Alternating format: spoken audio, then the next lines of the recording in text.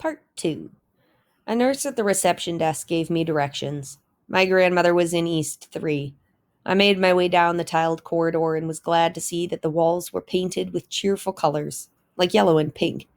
A wheelchair suddenly shot around a corner, self-propelled by an old man, white-haired and toothless, who cackled merrily as he barely missed me. I jumped aside. Here I was almost getting wiped out by a 2-mile-an-hour wheelchair after doing 75 on the pike. As I walked through the corridor seeking East 3, I couldn't help glancing into the rooms, and it was like some kind of wax museum. All these figures in various stances and attitudes, sitting in begs or chairs, standing at windows, as if they were frozen forever in these postures. To tell the truth, I began to hurry because I was getting depressed. Finally, I saw a beautiful girl approaching, dressed in white, a nurse or an attendant, and I was so happy to see someone young, someone walking and acting normally, that I gave her a wide smile and a big hello, and I must have looked like a kind of nut. Anyway, she looked right through me as if I were a window, which is about par for the course whenever I meet beautiful girls. I finally found the room and saw my grandmother in bed. My grandmother looks like Ethel Barrymore. I never knew who Ethel Barrymore was until I saw a terrific movie, None But the Lonely Heart, on TV, starring Ethel Barrymore and Cary Grant. Both my grandmother and Ethel Barrymore have these great craggy faces like the side of a mountain, and wonderful voices like syrup being poured. Slowly. She was propped up in bed, pillows puffed behind her. Her hair had been combed out and fell upon her shoulders. For some reason, this flowing hair gave her an almost girlish appearance, despite its whiteness. She saw me and smiled.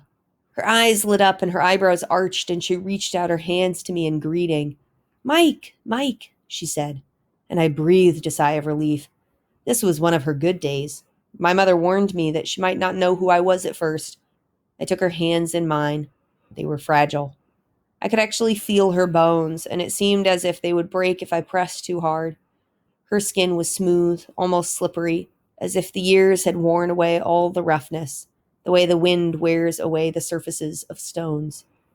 "Mike, Mike, I didn't think you'd come," she said, so happy. And she was still Ethel Barrymore, the voices like a caress. "I've been waiting all this time."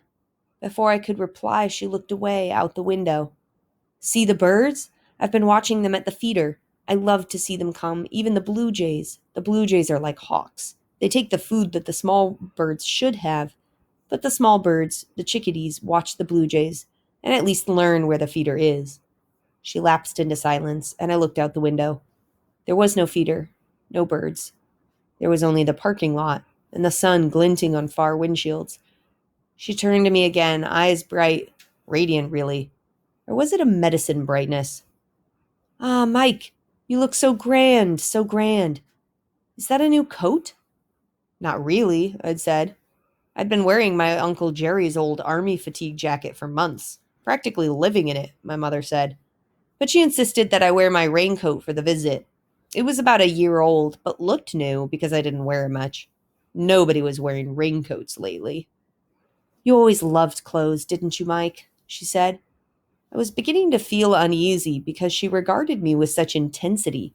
Those bright eyes, I wondered, are old people in places like this so lonesome, so abandoned that they go wild when someone visits?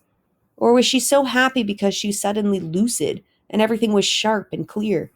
My mother had described those moments when my grandmother suddenly emerged from the fog that so often obscured her mind. I didn't know the answers, but it felt kind of spooky getting such an emotional welcome from her. "I remember the time you bought that new coat, the Chesterfield," she said, looking away again, as if watching the birds that weren't there. "That lovely coat with the velvet collar. Black it was, stylish. Remember that, Mike? It was hard times, but you could never resist the glitter." I was about to protest. I had never heard of a Chesterfield, for crying out loud. But I stopped. "Be patient with her," my mother had said. "Humor her. Be gentle." We were interrupted by an attendant who pushed a wheeled cart into the room. "Time for juices, dear," the woman said. She was the standard 40 or 50-year-old woman. Glasses, nothing hair, plump cheeks. Her manner was cheerful, but a business-like kind of cheerfulness. I'd hate to be called dear by someone getting